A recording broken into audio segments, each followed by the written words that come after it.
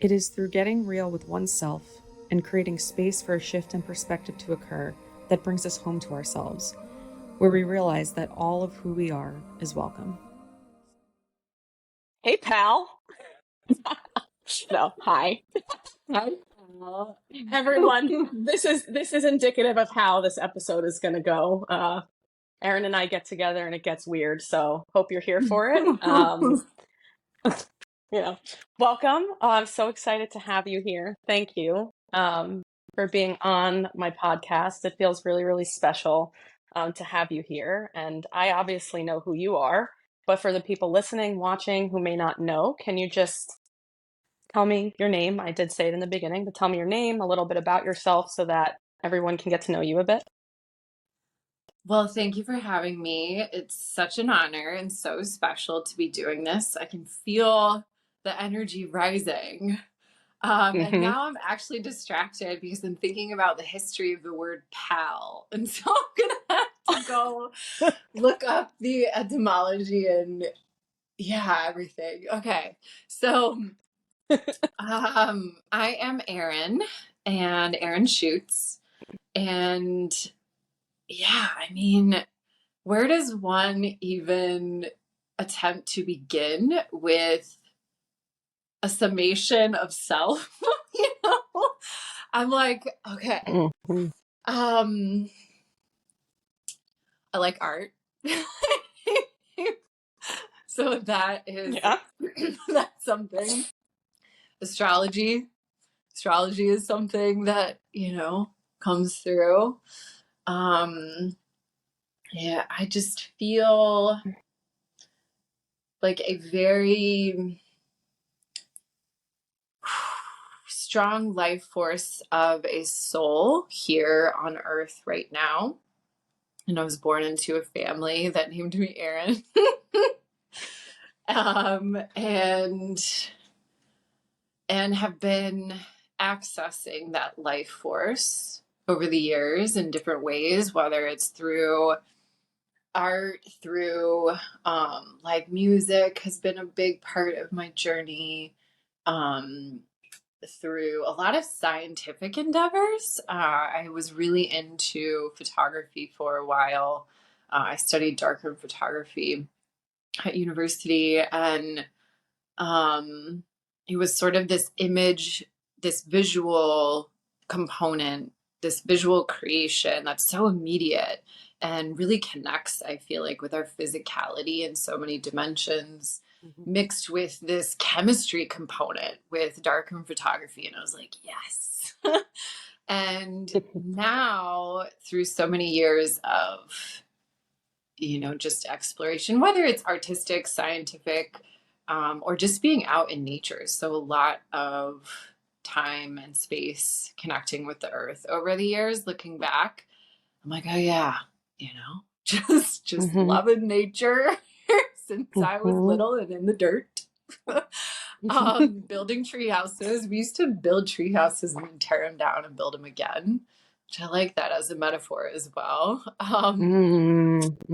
And so just over the years with the science component, and now it's entered a realm of bridging the astrology with astronomy. So sort of that intuitive, creative, receptive side with the more objective, logical, scientific side. And those are things that are happening within life and the identity structure and all of these things and so many more. That's, just a lot to even look back and process and try to remember, because I can't remember what I did yesterday. Same. But just being in the moment, which is so beautiful, more and more each day. But all of these endeavors that have culminated as the self in this life experience have really supported the healing process and the embodiment process and navigating this life journey here. And So those are a lot of the elements of experience. Yeah, you're probably one of the most, the word eclectic is coming up, and you know how we both feel very like words sometimes don't articulate our intention and what we're feeling, but I feel like you're one of the most eclectic, Oh, well-rounded's coming up, but that's not even right. Like you just, like, if we want to take feeling and life force and try and put it into words and identity, I just feel like you encompass like the artist, like in the literal sense of the word, because you are an artist, but just you're so creative. And I think just what you've brought out of me, which, you know, maybe we'll get into that, but the creative energy you've brought out of me, what you bring through other people, um, it's pretty incredible. And you're doing it all while traveling right around the now. world Yeah. doing all of this crazy grid work. Yeah, so for to put some context too, Erin and I are now 12 hours apart. She's in, where are you exactly on the globe? In Chiang Mai, Thailand right now. Yeah, so it's currently like 8:15 p.m. here, 8:15 a.m. where she is. We're in different days. We don't understand what's happening with that, but we kind of go with it. Um, And so the video quality of this may be kind of wonky because of the Wi-Fi and stuff, but we go with it. This podcast, everything is just as it is, and we don't really care. The conversation's what's important. So yeah, you're just incredible. And I could talk about you and how Oh, incredible you are for a long time. So, um, but I did want to share.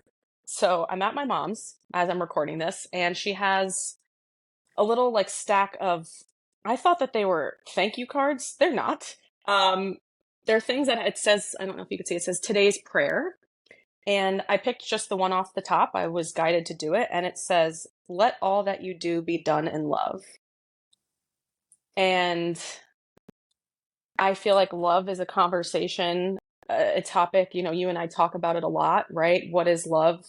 Unconditional love, the distortion of the love on the planet, us being here to purify that. And I don't know, I couldn't think of a more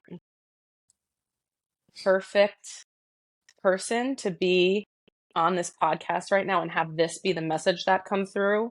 Um, because I feel like that's what you do and that's what you embody, and it inspires me to embody that. So yeah, I just felt like that was important to share.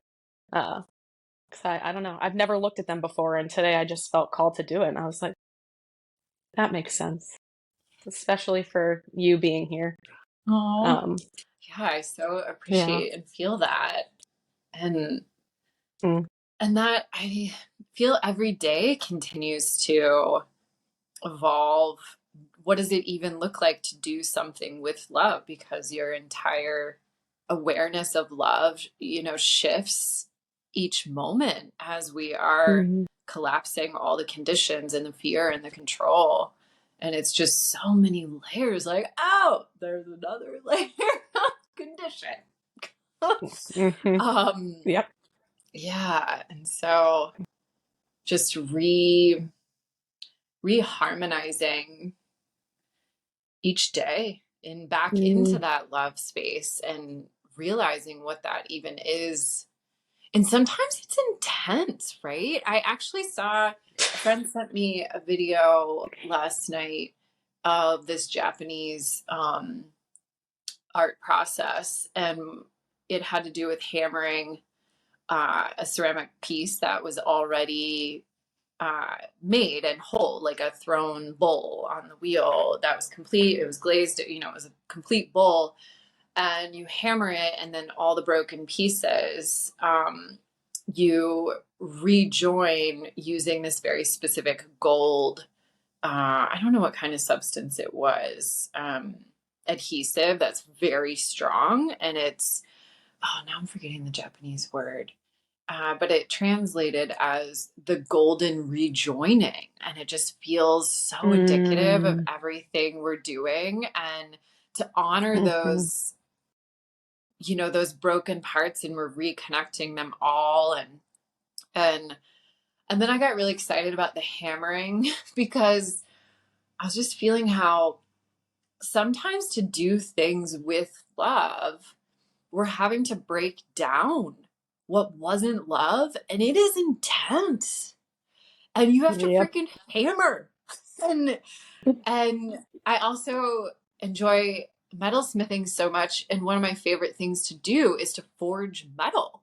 And that's literally just hammering metal and then you light it on fire with a torch.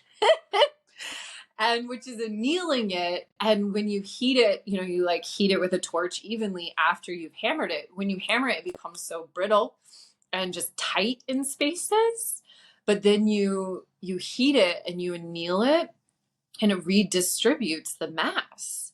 And so it was making me think about this Japanese like golden rejoining process that's so beautiful as a metaphor to experience for healing, but also even the metalsmithing process of forging and annealing. It's just such, metaphor is not the correct word, because these artistic processes, you actually sit down and physically do it.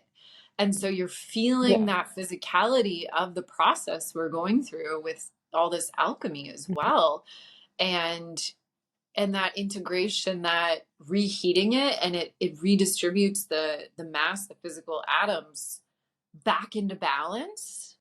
And we have to keep doing that over and over. But so many times it feels like wrong to be hammering something, to be fierce, to be intense, to be super honest, when we're taught to silence that a little bit and be nice or please. And I'm just like, no, man, we gotta fucking hammer.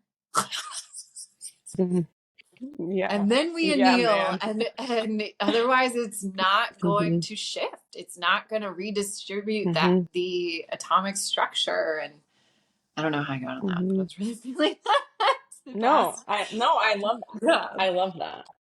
No, I love that analogy, because I feel like in the healing process, or not even just in the healing process, but in life, we're so conditioned to just think of like the end result, right? Like you see the beautiful vase or something, or you see the beautiful piece of artwork, and like it didn't always look like that. There was probably a lot of destruction and cursing and a lot of what's the word I'm looking for?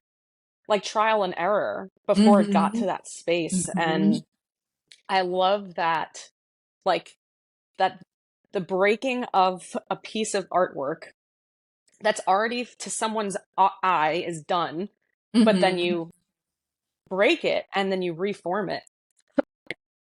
That's interesting. Feeling something in my throat. My throat's trying to open here. Interesting. Hold on. I'm gonna speak this point out. Yes, I am. But how it's like in the destruction, you know, like the healing process and life and whatever the heck we're doing here in the ghetto. The ghetto being Earth, for those of you that don't know. The planetary ghetto and the galaxy the planetary ghetto. The Milky Way. Yeah. The Milky Way is the hood, man. Yeah.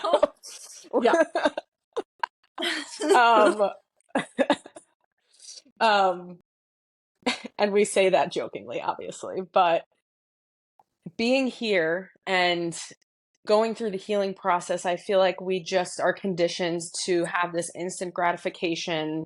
Everything's supposed to be beautiful and perfect, and oh, I healed something, and then it's done. And it's like, no, the healing process actually is that breaking. You break something that you think is already put together, and you reform it with intention and purpose, and then maybe you break it again. And like with the metal smithing, is that what it's called? Metal smithing, forging.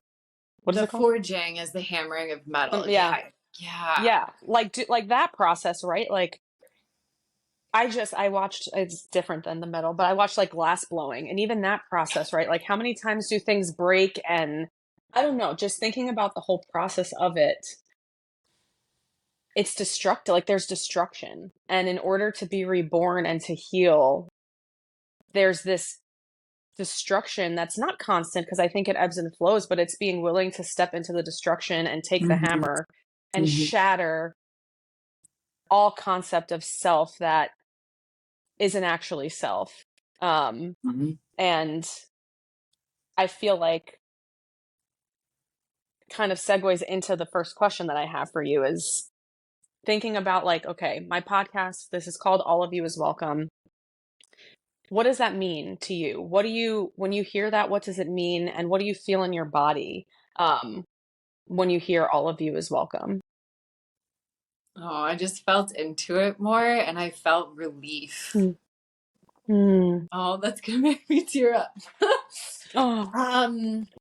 Because just the societal structure has so much expectations, and we're expected to, there's like this concept of right and wrong, good and bad, like be good, or all these, so many layers of it. And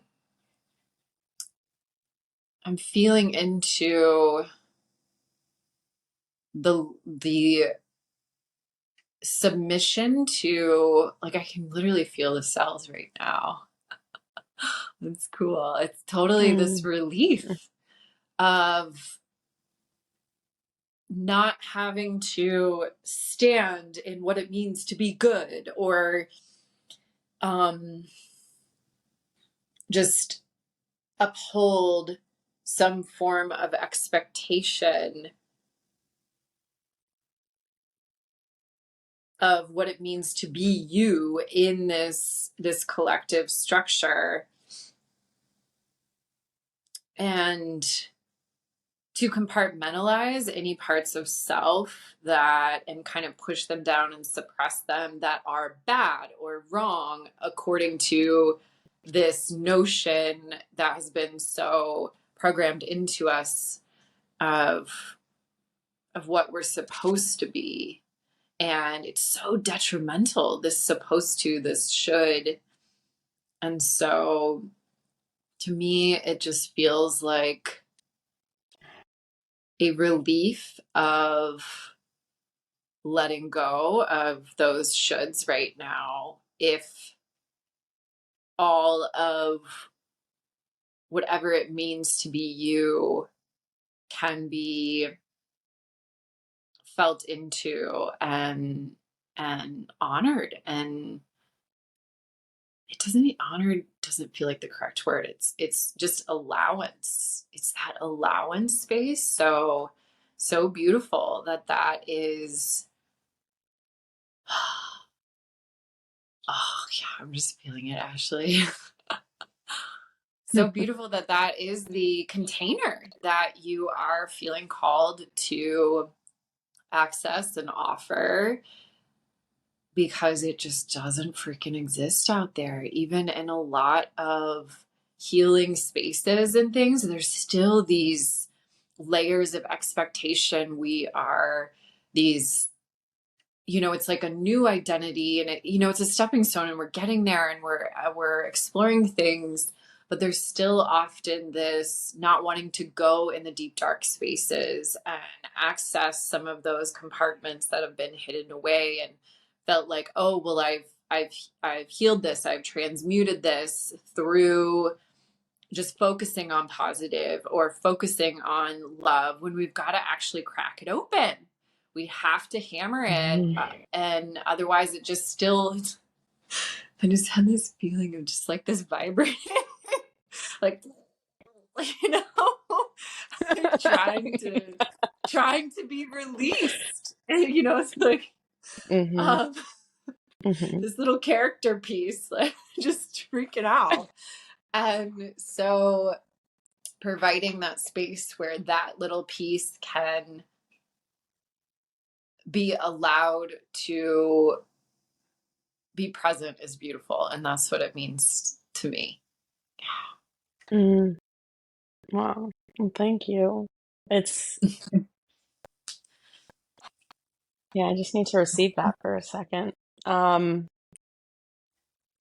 Yeah, I mean, I was reflecting on why I started this podcast in the first place and where it sort of came from. And, this came through to me years ago. And, the name was different. It's taken different form. And I've arrived at this place. And, it was birthed from the darkness. It was birthed from the depths of the deepest, darkest space that I have experienced in my current consciousness thus far. Okay, not current, because I was in a very different consciousness in that space, but in this lifetime at least. And it was birthed through the pain Mm-hmm. and through the death, and that's part of it, right? Like the death and the rebirth, and from that to see, a few years later that it's come into this where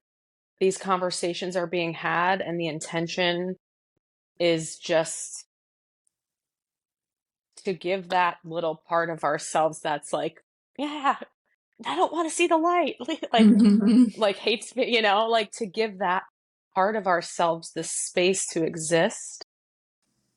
I can feel that relief. Like I had never thought of it like that. And that's such a good word, because it almost does. It feels like just a big exhale.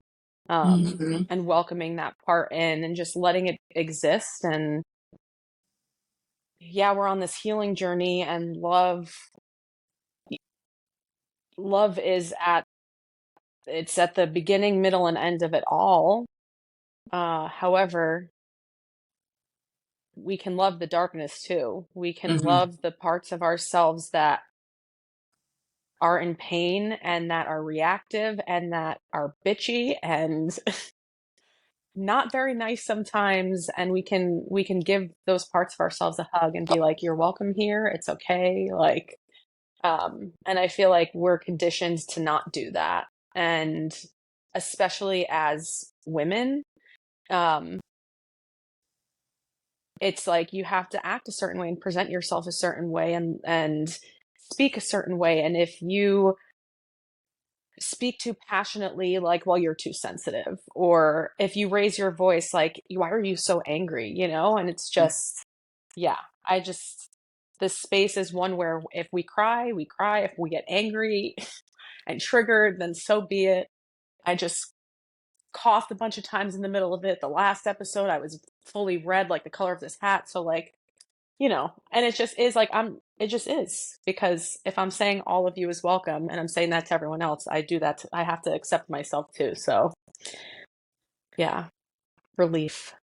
I really love that. And I think in reflecting on what we're kind of talking about with the shadows and the pain and integrating that and sort of welcoming that, if you're open, can you maybe share an experience where you felt that those shadows were very present, or maybe you avoided certain aspects of yourself because of the conditioning, and maybe weren't so like accepting of a part of yourself?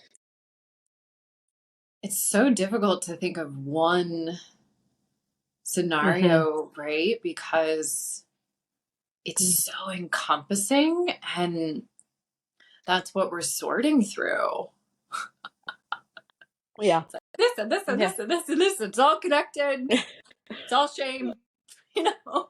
Yeah. Um, Shame. Mm-hmm. yeah, there's a lot of that. But so I guess that's why I'm stating that where And I'm, maybe what's up?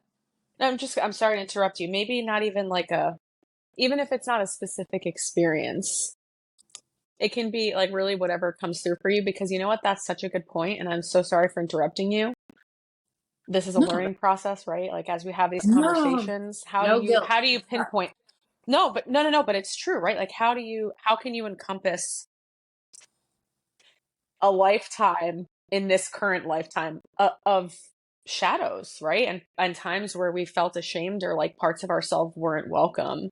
Um so yeah, I don't want to put you in a box, because that's not what we're doing here. So whatever comes through for you. Um Well, yeah. it's like I was sorting through a few scenarios in my later life, let's say which is still very much early in these lives, in my 20s. But then how that relates to childhood, right? And how it played out in the childhood experience, and how it's so connected to where I'm just processing how I can't speak about one without speaking about how it got there, or the origin, the core source, at least my current awareness of the origin of that experience. And because it feels so deeply connected that it's funny. Now I'm even thinking about, I used to be a teacher, and I shouldn't say used to be, I am, but just not within the educational structure, the institutional structures anymore. And we're all students and teachers, but how in interviews they used to ask, give a scenario of like a difficult situation with a student and how you navigated that. And there's such valid questions, and I love trying to process that, but it's like trying to sort through a situation every day for 13 years where I had to navigate it, right? And so Yeah. I'm like, well, oh, there's some cats fighting outside right now. So interesting. That feels like such a synchronicity. Yeah. Even with teaching with that, it was like 14-year-old boys, man, always causing this trouble every day, and I had to navigate it every day. So one scenario, I'm like, I don't know. But I do feel, to answer, your question in a way that feels encompassing, but also specific, is I didn't feel that all of me, oh man, I feel the tears. All of me was welcome, even in the family that I was born into, where it was daily not daily, it's just constant of doing something wrong. Cause I was a little, a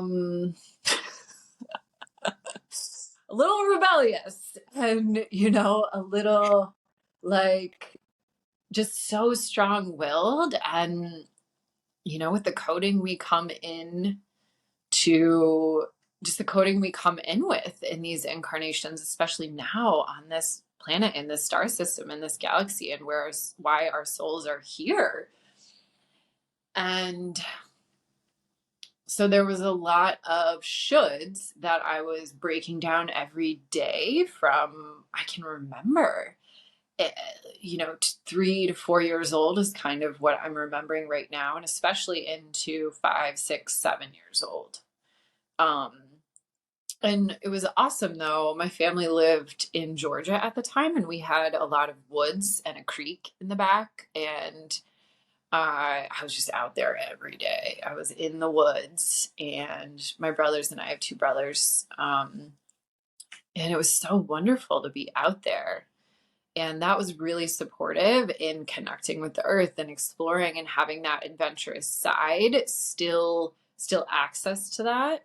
However, within the family energetic unit, it was all day long that the expectations weren't met, and there was just so much shame constantly.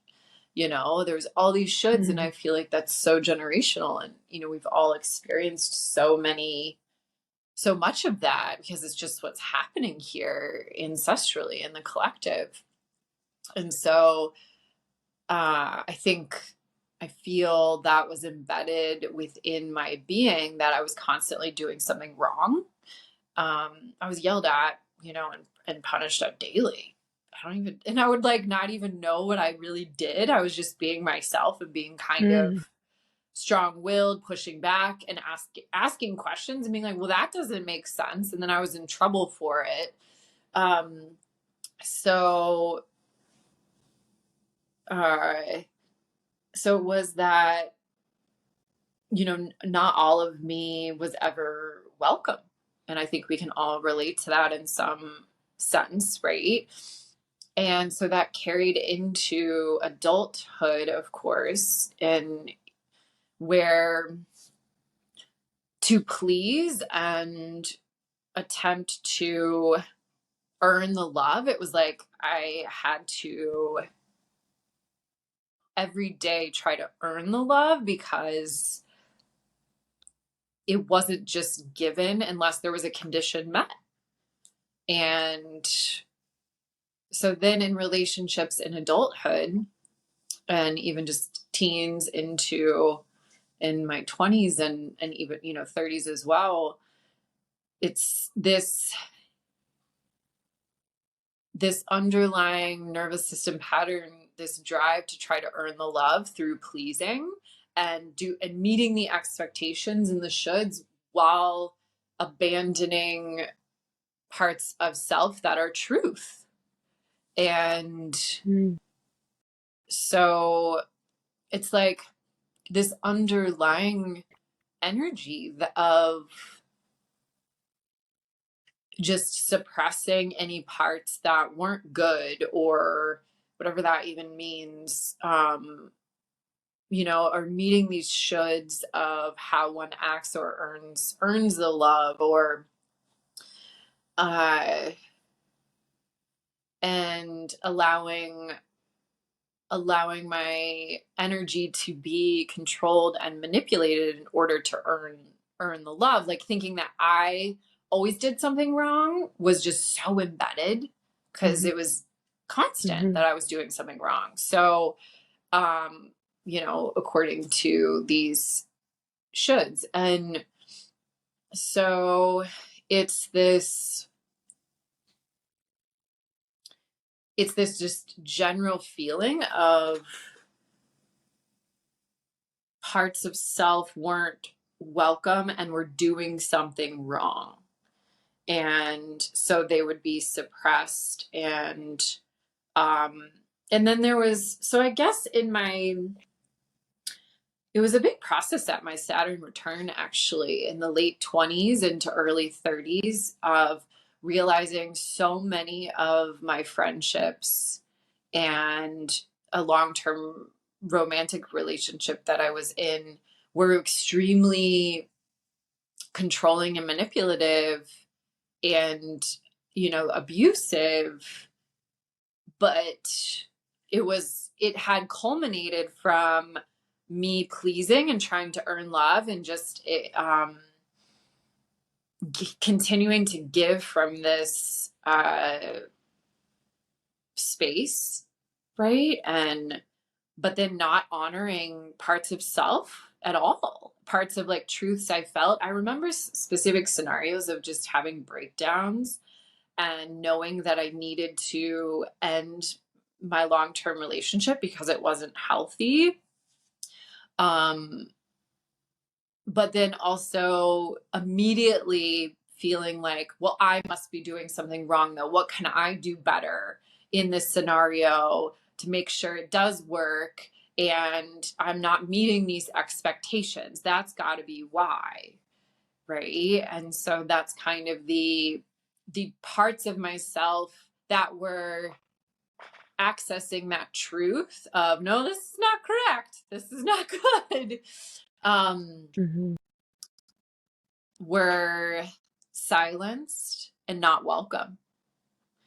And so I've just over the years been observing how that played out from childhood into those relationships and with friendships as well, of not listening to the feelings and the intuition, and how certain things were just unhealthy, but suppressing that and saying that realization, that intuitive feeling is not welcome, because I must have not met an expectation or something. How can I be more correct, quote unquote, in those situations? And so into like I said, at the Saturn return, which can be really intense within our blueprints and trajectories and our, our blooms for each of us individually and collectively. Late 20s, I started realizing it and made decisions to leave the relationship finally. And, certain friendships that didn't feel, weren't welcoming, weren't allowing certain parts of me, right? And so really wasn't a true friend and or a true connection in any of those situations. And was very superficial is not the right word. It's just the surface we've all been programmed to exist on, and it's no one's fault. It's no, we're just alchemizing so much of these shoulds within our ancestral lineages, and it's seriously no one's fault for anything. It's just a shit show. So in my early 30s, really processing, like I haven't been listening to those parts of self that knew certain things were not of real love energy, and processing and making decisions that were different than I've ever made before. And it felt so good. And, and then into my mid 30s, just really anchoring that all of me is freaking welcome. And if you aren't jiving with that, then that's totally fine. I don't need to earn it, and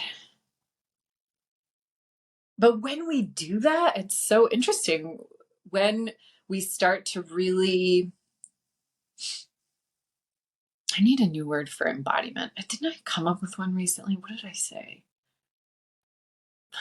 Just, weren't you calling it like the reconnection? Like not embodiment, but like the reconnection. Yeah, it's just reconnecting with the earth and the self and the soul, and but it's so physical when you reach that physical state of all of me is welcome. This is my truth. I'm not going to be a nice, naive expression anymore of trying to please and earn something. It actually is the expression of love. It's just in this such a pure strength, which is love. And the other expression is so fear-based. And so it can be so confusing to feel like you're being mean or not, honoring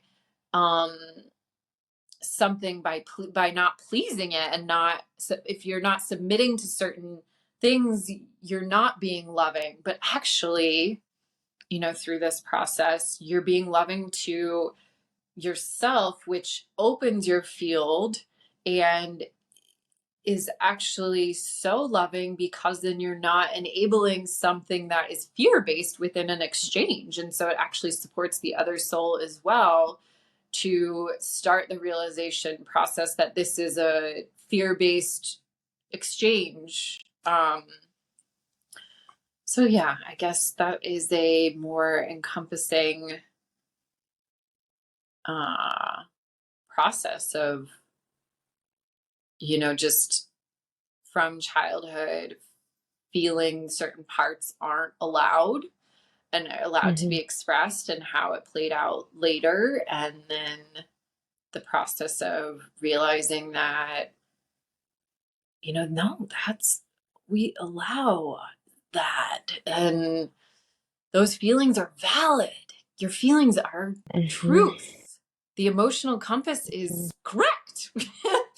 And no matter how angry, like that's in, you're angry, if you're, devastated with grief, it's all correct, right? Where the anger is this root driven response that, some sort of boundary or something was crossed in a way that is not of love. And it's this, it, can be such a response to I feel like it sort of alchemizes into a different expression that isn't quite anger, but it's still life force, right? It's still this, no, that is not okay, from a very fierce place, but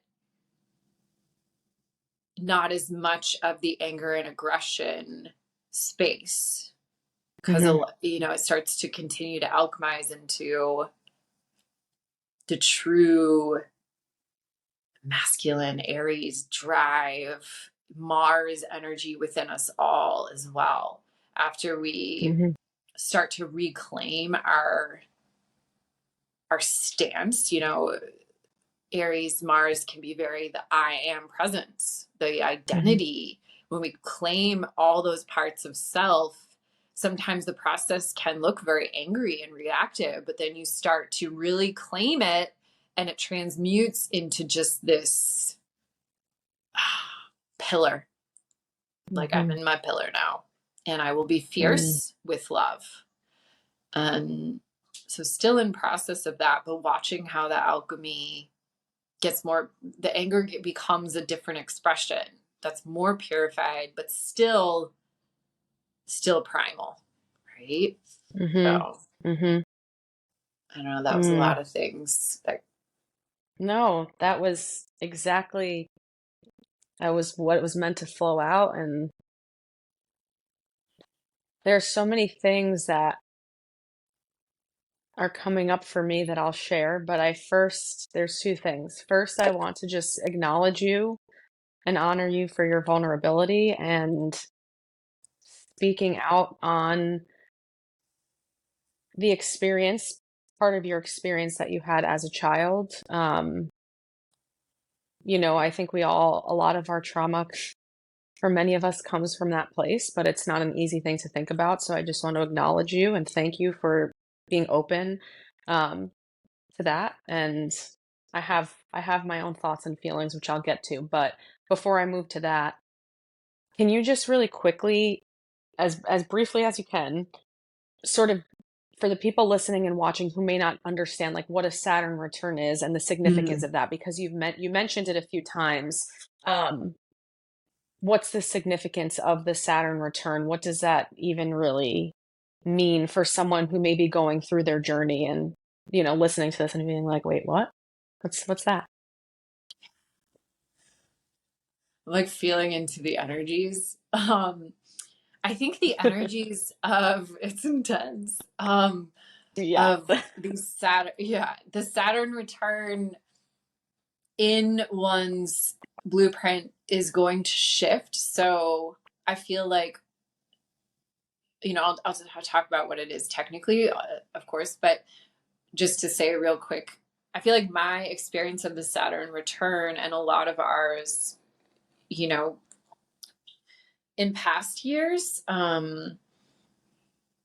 was very different than what it will be experienced now, because the frequencies in this realm, if you're really integrating and embodying and grounding in those quote unquote ascension energies, then the Saturn return will be a different expression, because we're transmuting and remembering through and transcending the Saturn, what some will call the Saturn matrix or the Saturn seal. So Saturn, where Saturn is located at your moment of birth, where Saturn was in the stars in the sky, it takes Saturn it depends. There's variables with the retrogrades and direct, with the astrophysics kind of moving in certain ways from the apparent path of Saturn from our viewpoint. So there are variables, but it takes Saturn about 28 years to come back around to the same place to complete the orbit around our star, our sun. That takes us 1 year, so moving much slower. So from our view and our calculations, it's about roughly 27, 28 years. And so actually, is it closer to 29? 28. It's like 28 something. I have to go back and look that up again. You start to feel it though 26, 27 years old, depending on a lot of your energetic expression, your placements you could see in your natal chart, and how deeply empathic you are. So a lot of the souls listening to this are probably extremely empathic. But you start to feel it come back around, and some people feel it earlier than others.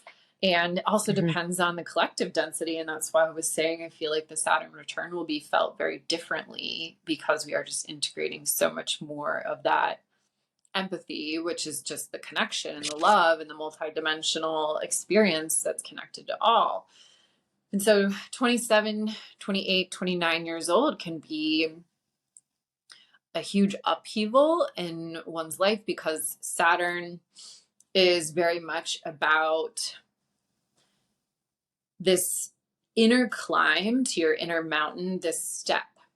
It's the true expression of Saturn is supporting you so significantly and supporting us in accessing our root connected to our higher heart in the thymus area, I feel currently, which is just this inner climb of your mountain, your purpose. It's totally this purpose-driven soul incarnation mission. And that's the true expression.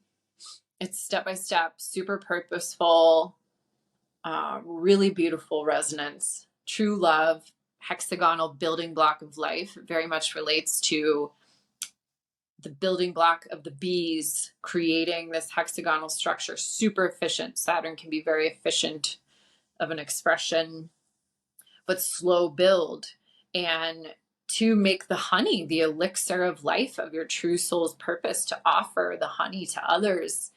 And but it's been reduced to this worker bee, I was saying recently, that makes plastic. And so it's this totally inverted expression of these institutions that have created this kind of false expression of Saturn. You must, do this by a certain age. You must go to university or college. You must get a job. You must be in the system. You need a bank account. You need a mortgage. You need to feed this central banking structure in order to live and be safe, which is just doesn't even actually exist, and make all this plastic.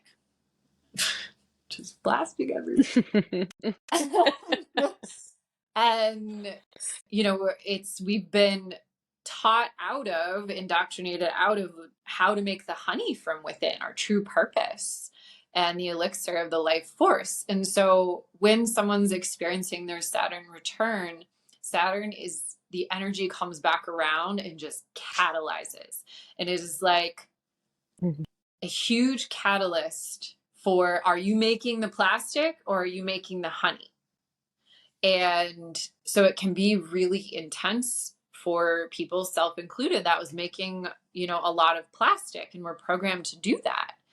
And you look around everywhere and you're like, this is shit. And you start to realize that in Saturn, you're like, I hate this job, need out of this relationship, I don't want to live here anymore. It's just everything.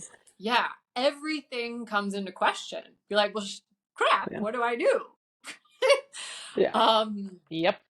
Yeah. So, yeah. And you just have gone through that. And it usually, I've noticed currently, which I said a couple times, is totally changing, where I actually wonder if the younger soul, like the beautiful star beings that are incarnating now that are kids, if the Saturn return will just be this beautiful expression of soul purpose as we transcend these fake institutions. But, I've noticed how a lot of times reading for others and just friends, family, close souls that I know well, the Saturn return, the energy starts to shift. You feel the shift at like 30, 31, and you really have stabilized in the new space at like 31, 32-ish. Yep. But sometimes, sometimes people, and for anyone watching this, I'm 38. And so sometimes people change somewhat during the Saturn return. And I feel like for me, I still am, it's this very slow trajectory. I'm kind of a marathoner in the energies and not so much a sprinter, even though I could do the 400. You did track too, right? Yeah. You were huge in Yeah. track. I could do the 400, but I was like pissed about it because I could keep up, but I didn't usually place, very well, like decent. But was the 800-mile and definitely the 2-mile, but I was always unhappy when I got placed in the 2-mile, even though my coach was like, well, you got to do it. You can do it. But I did cross country. And so I've always been that slow stuff. And so everyone's, I feel like, well, maybe more a handful of years ago was still anchoring some of the shifts from the Saturn return. And, and so, it's just this big upheaval because Saturn energy has been so inverted. And as it comes back around, it's attempting to put you back onto the path of making honey. And so what I was starting to say is I feel like some souls listen partially and make some shifts, but then continue kind of underneath these veils of shoulds somewhat still. And then when certain things come around, we can just say in the decode that is astrology, it can get activated again and again. Well, it does, so that it's trying to continue to push you out of the making plastic expressions continually. It keeps happening. Where then I feel like some souls, especially recently, just incarnating here for this very purpose to break through those seals, have just it's just massive ego dust collapses. Everything caves in. It's really challenging. Oh my God. Yeah. It's so difficult. It's like I'm dying 5 million times over. Because we literally are. That's about right. We literally are dying, but while in the same incarnation. So some of what we're experiencing would happen after a physical death, and then you would get incarnated back into the wheel of this bubble. And so we're just breaking through that bubble. And so, so some of these, really powerful galactic souls here during the Saturn return are like, everything changes, and it's just this massive explosion into the purpose. And it's so beautiful, but really, really hard. And that's what we came to do. To acknowledge that challenge and how deep the pain is, and it's collective, and everything we're doing as service, I feel like is so vital. And we've got to say things like, it's hard and it was challenging, and it still can be. Where I've heard, and still every day, I was actually processing this yesterday from a post that I came across, which was wonderful to come across because it catalyzed me into more processing of, trying to be positive always can be like that avoidance, that love and light, and avoidance of more of the shadow that needs to come up. Whereas sometimes people will say being negative is not correct in this trajectory of soul embodiment. But it's just we've got to harmonize the dark and the light, and so honoring that it is challenging, and saying that is not necessarily like, oh, I'm going to manifest more challenging by saying that. To me, that perspective is really shifting, where speaking that out through the throat is actually alchemizing that. Oh, I have chills. Yeah. I can feel it right now. Just by speaking that out the throat of what it too. It's very meta. It's like liberation, though. It's like a liberation. Like that's what it is. It's you can't, no, we're not sitting here. You can't throw love and light at the darkness and expect it to just disappear. Like, it's just Yeah. like you have a cut and you just keep putting a band-aid over it, and a band-aid, like, it needs fresh air. It needs to be able to like breathe to really be Yes. able to heal. And, Love you that. know, yeah. The being Yeah. positive, Mhm. love and light is totally this band-aid when it needs air. It needs to breathe, it needs to be Mhm. spoken. It's suppressing it actually by thinking and feeling that by speaking that it's hard and it's challenging and I'm going through this uncomfortable energy is going to manifest more of that. I feel like that's Not just, correct. yeah, I'm processing that so much more these days where it actually lets it breathe. I love that analogy. It's letting it Mhm. breathe and alchemize and integrate into the cells. And that's the goal. And so Yeah. it's okay to But acknowledge that it's challenging. yeah. Yeah. Oh, think about it, right? Like, think about our conditioning, growing up, and it's this perpetual thing. It's like collective, it's ancestral, like the conditioning that, like, you need to be happy, and when you're crying, like, no, no, no, Mhm. like, everything's okay, everything's okay, everything's okay. And so from a very young Mhm. age, in most situations, whether you're at home, whether you're at school and you're with friends, with a significant other, whatever, it's always just like everything's okay. And it's like, I'm sorry, everything is not always okay. But however, like, we take this conditioning, and even the most aware, conscious beings who I think have beautiful intentions and are trying to heal and Mhm. are going through their own journeys of healing and trying to support others, are maybe not aware of the fact that they're continuing to perpetuate the conditioning in this space of, oh, it's all love and light, and if you pay attention to the shadows and and the trauma, it's just going to manifest more of that. And it's like, Yeah, and like um feeds it or something. yeah, it's like, no, you give it space, you give it the space to breathe and exist and acknowledge it. Don't attach yourself to it, just observe it. I see you, you're there. Maybe give it some love and compassion, and then just like watch it dissolve. Like, watch it dissolve and just move through it, as opposed to just like trying to love bomb it with toxic positivity that is, again, it's just the band-aid. And then you take the band-aid off and it's infected. So it's like, did you really help all that much? Um, and this is not, this is probably my people pleasing coming up. This is not to discredit or badmouth anyone. Like, listen, everyone's truth is their own, right? If that works for you, the love and the light, all of that, that's beautiful, like, amazing.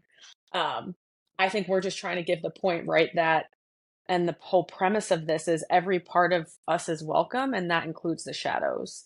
And yeah, man, I love the way that you speak, the way that you articulate things. I can feel the passion and like the purpose and the intention that comes through you. And for those of you that don't know, I'm just going to plug you a bit here, Erin.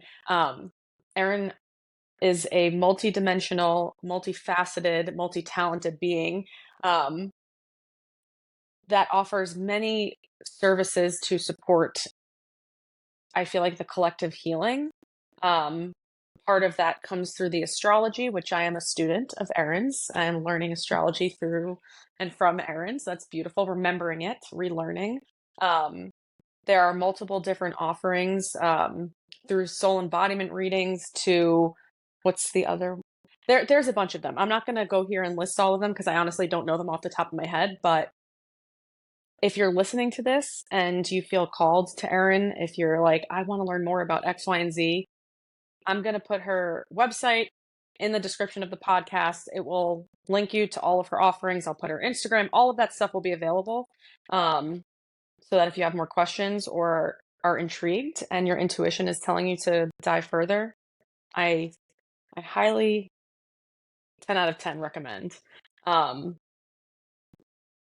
you've said so many things. Like, there's so many things that I feel like are flowing that we could have. Like, I feel like we need like a 3-part series to this because there's Oh yeah, so we can much. talk I forever. Yeah. And like, you know what? I think that I follow my intuition and I know when to sort of move through, but I'm being really guided to kind of sit with and bring forward some of the things that were coming through for me, where it's like, I, yeah, my Saturn return was rough.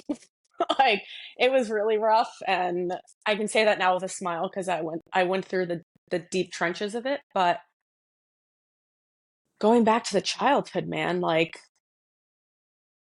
it took me in the beginning of my awakening, um, and my walk back home to my soul. Um, I was so resentful of my parents. There was so much resentment towards them. I thought I was like, you guys messed me up and I have no voice. I literally don't know who I am, and it's all your fault, and stop trying to control me. Like, literally would throw tantrums and have these conversations with them. And it was basically like, leave me alone. I need to figure my shit out. um, and it took me quite a long time of therapy and self reflection and inner child healing to come to the realization that, like, they were just doing the best that they could, and they were coming from a space of their own trauma. And it's unfortunate. And I think the balance, will start to see the balance shift. And I love how you're saying, like, bring things back into harmony. I love that. I'm very hopeful, and I feel that we will see things shift. But honestly, man, like, a lot of our parents and like that generation, like the baby boomers and like then their parents, a lot of them didn't come fully online. And when I say online, I mean they weren't in their full embodiment of their consciousness. And so then we have all of this societal conditioning which says, X, Y, and Z of what life should look like. It's like, well, you meet someone, you fall in love, you have a family, you have this house and all of this, and that's how it goes. And so then you're taking these two, three, four, however many people are in a unit together, because it doesn't have to just be two people, but you're taking these people, putting them together. They're then creating a life force and taking all of the trauma and funneling it into that person. And then think of how many times this process is being repeated, right? And so, I feel like part of what I'm remembering for my journey is really deeply connected to that ancestral healing. And it goes a lot deeper and further back than is in my current awareness. But it's through that healing of self that then we can also help to heal, you know, the people who are called our parents, in this life, and the siblings and the aunts and the uncles and the grandparents. And sometimes it doesn't happen that way, right? Like, we're all responsible, I think, for our own healing to a certain extent. And there's only so much assistance we can provide to our lineage. But yeah, I don't know. I just, like, something I've been really processing is the passing on of that trauma if we're coming from a space where we're not conscious. And I feel like that's what's made me really hesitant when I think about having a child or children. And um, I think very early on, I was super like, yes, like, I'm meant to be here and be a mom. I have a very nurturing soul. Like, for people that know me, like, I'm a very nurturing person. I love taking care of other people.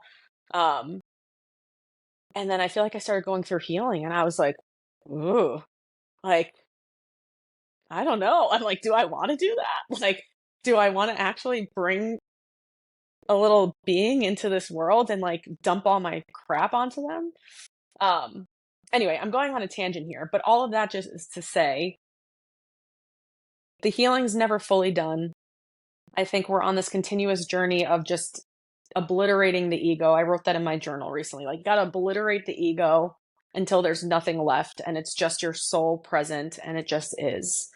Um, but it's freaking hard. And I think that's where we're here right now, right? Where this podcast came from this place of projected trauma. And I think we're all just trying to do the best that we can. And that includes the parents and the grandparents and the exes and the friends, and it gets really messy. And like, I think there are certain things that can bring us to a space where we can bridge that gap and come from the place of the pain and the unconscious decision making and perpetuating the trauma to a space of healing and purification. Um, and I'm wondering, I mean, I think you talked a little bit about it, but I'm wondering if there was anything that you did in your journey that was like supportive of you to bridge that gap, to take it from the space of, okay, here are the shadows and the pain and the trauma, and like, how did you bridge that gap into the healing process of like acceptance and like unconditional love of self? If you're still in that process, like, what does that look like for you? Where you got to this space, or where you're getting to this space, if you're still arriving there, of like, okay, all of me is welcome. Yeah, like, what did that look like for you? Creativity. Mm. Like, yeah. It was, Mm-hmm. I thought about studying art therapy for a while and was an art teacher for 13 years. And I miss working with the kids every day because it's just such a beautiful connection and relationship. But my own creative endeavors bridged that. Mm. You know, I love that you're talking about this generational trauma that we came to heal. And it's quite the endeavor. Like, I did not Mm. know how mucky this Yeah. was. Now I know. Yeah. um, and, you know, I still feel, and it may have come through when I was speaking about it, where I think intellectually I have grasped the resentment towards the parents and can see that it's so deeply this generational trauma that is so long. Like, even our knowledge of the history, I feel, is pretty incorrect, and it's so much longer than we think. I can just feel how far it goes back. But I very much, my awareness sees all of this from that grander perspective of, well, I should say my awareness in the mental and intellectual patterns of the trauma we came to clear and how it's no one's fault. And we're just, I guess, responding as our blueprints are meant to what has been going on, and just seeing the bigger picture. And but my cells still have, it's like this physicality pattern that I'm still integrating that resentment I feel. And, you know, I still watch the residue come up for integration, and we're just healing so deeply. There's so many layers of it. And yeah, just continuing to keep going. And so I guess I wanted to touch on that, where I'm still noticing the cellular structure needs to catch up to what I am aware of mentally and intellectually, as far as, you know, changing that generational trauma, where when I'm around my father specifically, the cells like ping up with the resentment a little bit, you know? And but watching myself over recent years navigate it differently and shift that more and more, though, has been gratifying. Not gratifying. I don't love that word. It feels like an attachment based word. It's just feels that there's been an observation of growth and of evolution. So that's, you know, really wonderful to see when your journey is to see your own evolution. It keeps you going. And yeah, during during the process, art was always massive for me.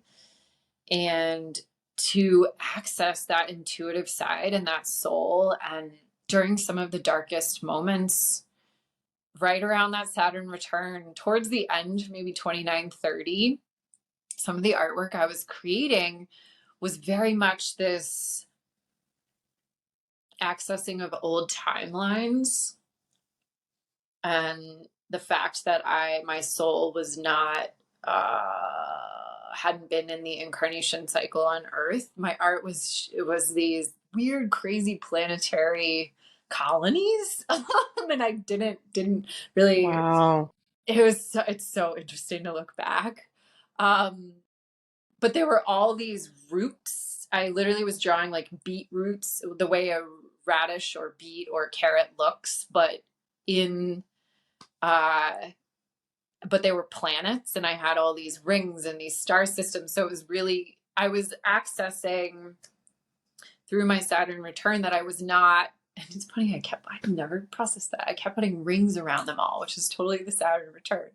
From 28 to 30 years old, these were these huge watercolor pieces I was painting that literally translates as roots in the stars.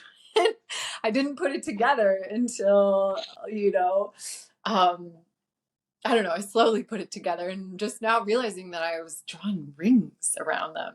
And Neptune has rings too in our star system. But, and then kind of watching some of the darker, really having that shadow catalyzed and observing it and feeling it and transmuting it.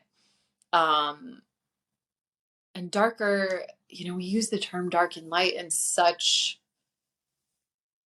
a manner that is just still something we're still remembering through and transcending, but more of the fallen aspects or distorted aspects that are hidden in the dark spaces. Not to say the dark is that, because the dark is just the opposite of light. It's the counterpart. It's just all the harmony, the yin yang. And so what is still hidden in those dark spaces that we've been taught to fear was coming through in the art then as well, so intensely, and things were shifting. And some of the big pieces I did during those really intense shadow driven moments was really alchemizing it and getting it out and bridging that, like you were asking, from not all of me is welcome to this is what's happening, and just putting it out there on a huge piece of watercolor paper. And it was so healing. And I feel when any creative endeavor, it doesn't, any way of being creative, and when you're accessing that, you're clearing that life force, you're accessing the soul generator. To say it's intuitive is such an understatement. It's that creative force just moving through your entire, your chi, your kundalini, your dragon, your serpent, your dragon, and within you, that is your soul. And so the creativity was a huge, always has been, I was painting since I was little, and wanted to provide that oasis that I experienced in school, of the art room being the place of comfort for others then later, for on the teacher side, of being able to access that life force. And it's so healing, and it's so freaking alchemizing, however one does that. And music for sure, writing, like any dancing, it's just expressing in a way to bring those subconscious hidden parts of self out and lay them on the table and honor them and respect them. Just kind of like we were speaking about that is challenging. Making art about that is such a liberating process, and is the alchemy. And then in 2017, when some of the energies really started to skyrocket, kind of after the solar return had really integrated more, and I was stepping more into the truth and within self and honoring more parts of self. And then the astrology came in as, it is that receptive, energetic, intuitive side, but it's also, we've talked about this, I feel how objective it is. And it's very much this life science that has been suppressed and frozen, that we are re-accessing and bringing back out. And so when I started diving into astrology at the August 2017 eclipses, and I felt the whole movement of the eclipse through my body, and I was living in New York City, and I remember falling to the floor in my apartment and being like, what is happening? Like, I just felt all this energy just catalyzed through, I never fully, I should go back. Oh, wait, I did look one time and I kind of forget what I processed. Maybe I meant to go back and look, where I felt the pillar of the incarnation, the IC and the MC, and in the natal chart, as well as the ascendant and the descendant, and can be called that incarnation cross of just your purpose and what you're here. Like, it got so activated in that 2017 eclipse. I just felt it move through everything and just clear the portals. It was this massive earthquake of pressure, just pressure releasing.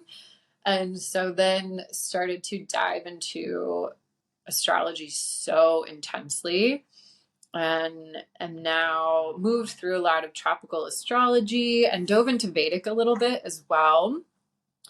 And just feeling the energies and learning the science and the symbols and the geometry and the charts, but really feeling them as the primary access point of that life science, and how that the grander physics affects our physics, and therefore the biochemistry and how we respond to it, and just affects life so much. It's our weather. So clarifying as well. And so on I'm wanting another word for healing right now. I don't know, on that path, that journey of just remembering the truth of life and not all the conditioning in down here, and reversals of that truth. Art was so massive from the beginning of the incarnation, and astrology, and writing has always been a thing too. And so I got really into creative writing at some points, and then a lot of this, all I can call it, is poetry has been coming through as well, and just clearing the throat, and even the reversals and literally weaponization of language, especially the English language, and why it's actually becoming so universal, is I feel we're moving back through the spelling in the English language, like the literal spells of how certain words actually have the opposing meaning than what we think. And there's so much programming of the subconscious in the language too. So that's been a huge thing for me as well. And I think each of us have such beautiful different designs and blueprints of what our strengths are and what our purposes are, in order to bridge that and anchor what the purpose we came to anchor. And for me, it's been art, poetry, and astrology. And I'm moving into the astronomical astrology, and bringing the scientific component of the masculine into it more, and rebridging the current time space of the true sky astrology with the astrological body of knowledge that got frozen in tropical, and those things too. So they've just been such a beautiful, all of them different keys to unlock those false patterns, and reunify and rebridge. Okay. Yeah. I I keep getting like the bridge between all of your different bridges. What's coming through for me is like feeling, like you felt through all of Lots it. of feelings. You felt, you Yeah. right, and so it's like maybe that is like the universal bridge from the shadows into the remembrance and the reconnection to the soul is like the access point is through the feeling. And I think that we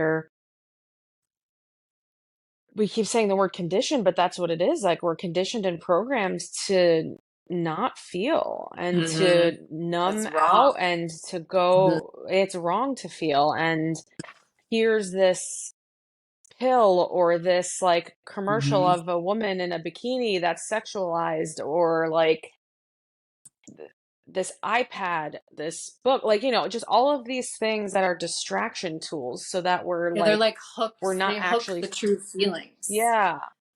Yes. And so because the more that we really access the true feelings within ourselves, like think of how like that's where the liberation is where we're in that expression and we're in the space where we connect to our truth, and that looks different for everyone, but we're speaking it out and we're creating and we're writing and we're dancing and we're feeling like we're just whatever it looks like we're feeling. And no matter what it looks like for anyone, it could look different for all of us. Like for me, it comes in my creative expression comes in me writing and me speaking, and but it all boils down. Oh my gosh, my Jersey accent just came out. Oh, did you hear that? Sorry. I'm becoming very aware of the little like North Jersey twang that comes up sometimes. I'm like, ooh. Especially starting this podcast. Yeah. Oh my goodness. Yeah. Holy moly. I like but it all I just comes love down. the accent stuff. Any of Yeah, them. me too. When I there's do an too. accent, it's fun. It's just a little variable. Yeah. Yeah, go on. Sorry. Mhm. Um, uh, like I think the underlying thing is just the feeling. And, I hope that this conversation supports whoever's listening or watching to feel.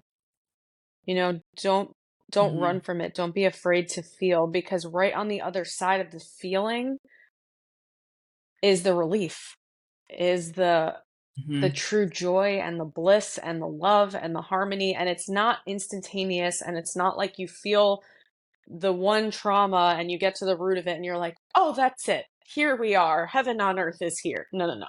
It's a continuous process, but at least in my lived experience, the more I continue to feel all of it, every single variable of it on the complete spectrum of this, I feel like this infinite spectrum, I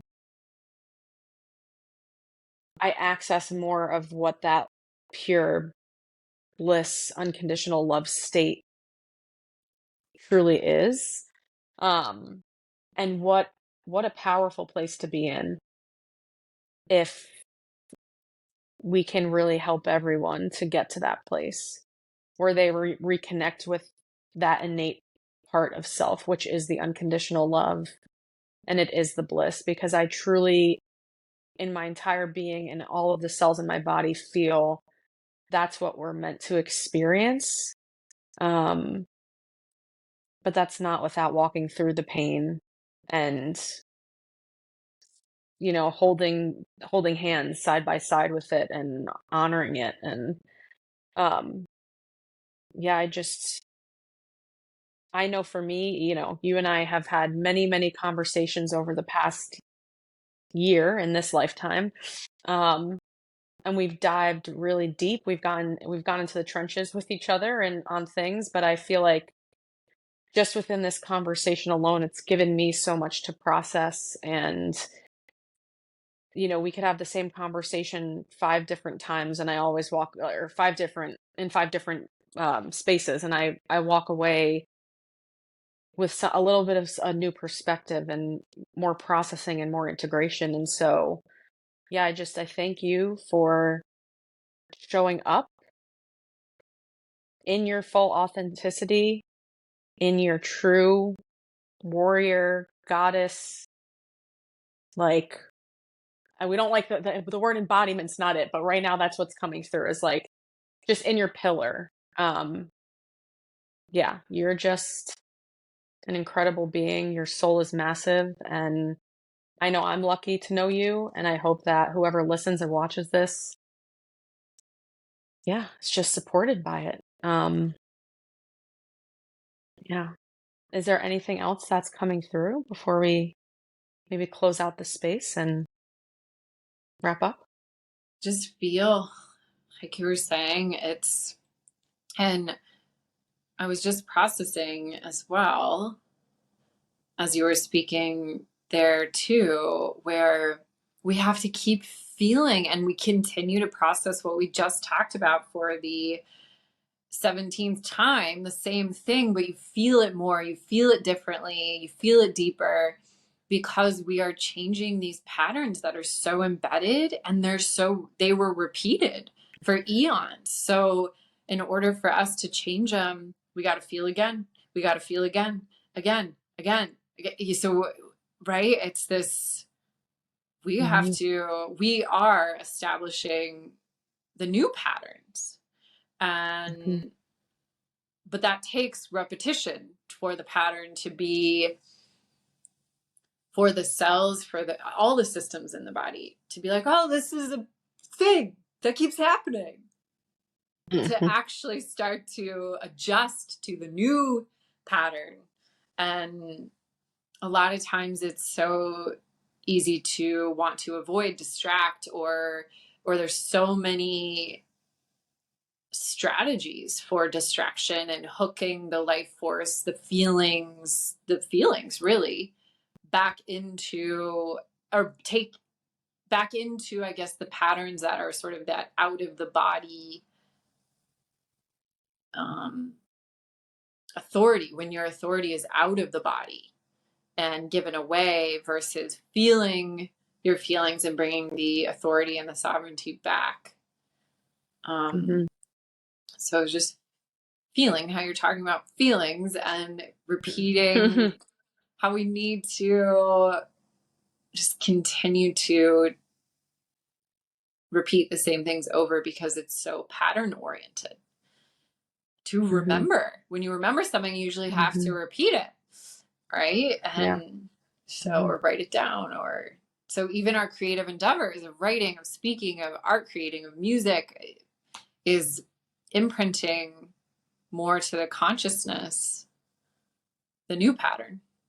There's so many musicians coming out now. I was listening to another one I found last night from a friend, but that are just really aware, and it's so exciting. And yeah, we're all shifting together and feeling all the feelings and finding that harmony again for humanity, for the earth, for the star system. So honored to be here. Honored to know you as well and be so connected, and we can feel how our souls are very connected and in our soul driven purpose here. And I cherish our chats, and we're still going. We can keep going forever. Yeah. And learn something every day. And I heard a quote last night that was saying the healing is in the connection and not in the perfection. And just letting it be messy and connecting, and all of you is welcome. Yeah, it's so beautiful. Yes. Okay. That's a good place to close out, because I was just, you said, like, the quote that you just said was like extracting the thoughts from my mind, of not in those exact words, but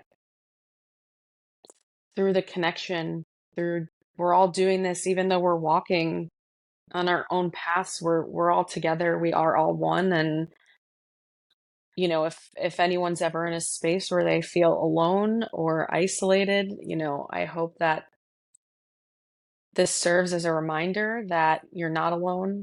We are all walking this journey together. And if you're ever in a space where it is really dark and you need support in feeling, we're here. All of you is welcome, no matter what. And yeah, thank you, Erin, for being here. Whoever's listening and watching, thank you as well. And that's a wrap. Okay. Thanks for being here and checking out this week's episode. I am truly grateful for your continued support, which allows this podcast to keep moving forward. If you feel the call, please like, comment, subscribe, and share. It's deeply appreciated. Until next time, let us continue to hold space for our shadows and allow our light to shine.